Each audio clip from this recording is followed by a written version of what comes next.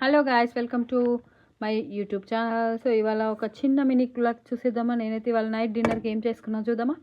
So ఇవాళ నైట్కి సోరకాయ కర్రీ వేడి వేడిగా టొమాటో యాడ్ చేసి వెల్లుల్లి వేసుకొని ఉల్లిపాయలు వేసుకొని చేసుకుంటే చాలా రుచిగా ఉంటుందండి. యాక్చువల్గా సోరకాయ ఏం వేయకపోయినా చాలా టేస్టీగా ఉంటుంది.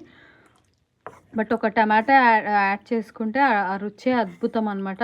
చపాతీలోకి కానీ అన్నంలోకి కానీ మరీ ఎక్కువ గ్రేవీ కాకుండా ఇలా చిక్క గ్రేవీతో ఎప్పుడైనా మీరు ఇలా చేసుకొని తిన్నారా?